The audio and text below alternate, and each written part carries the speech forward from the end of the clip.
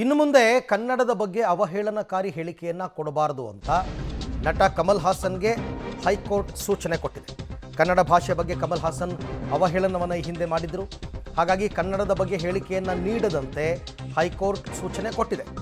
ಕನ್ನಡದ ಬಗ್ಗೆ ಯಾವುದೇ ಕಾರಣಕ್ಕೂ ಅವಹೇಳನಕಾರಿ ಹೇಳಿಕೆಯನ್ನು ಕೊಡಬಾರದು.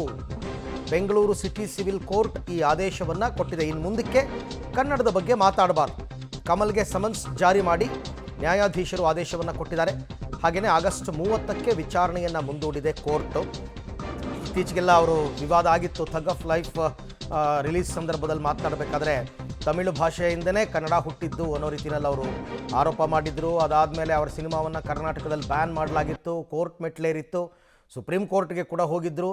ಎಲ್ಲ ಕಡೆ ಕಮಲ್ ಹಾಸನ್ಗೆ ಹಿನ್ನಡೆಯಾಗಿದೆ. ಈಗ ಬೆಂಗಳೂರು ಸಿಟಿ ಸಿವಿಲ್ ಕೋರ್ಟ್ ಕೂಡ ಯಾವುದೇ ಕಾರಣಕ್ಕೂ ಕನ್ನಡದ ಬಗ್ಗೆ ಅವಹೇಳನಕಾರಿ ಹೇಳಿಕೆಯನ್ನು ಇನ್ನು ಮುಂದೆ ಕೊಡುವಂತಿಲ್ಲ ಅಂತ ಎಚ್ಚರಿಕೆಯನ್ನು ನಟ ಕಮಲ್ ಹಾಸನ್ಗೆ ನೀಡಿದೆ.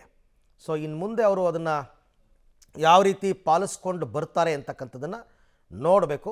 ಇನ್ನು ಸದ್ಯಕ್ಕೇನು ಅವರು ಆ ವಿಚಾರಕ್ಕೆ ತಲೆ ಹಾಕೋ ಹಂಗೆ ಕಾಣಿಸ್ತಾ ಇಲ್ಲ. ಕಮಲ್ ಹಾಸನ್ಗೆ ಸುಪ್ರೀಂ ಕೋರ್ಟ್ನಲ್ಲೂ ಹಿನ್ನಡೆಯಾಗಿತ್ತು. ಹಾಗೆಯೇ ಈಗ ರಾಜ್ಯದಲ್ಲೂ ಕೂಡ ಹಿನ್ನಡೆಯಾಗಿದೆ.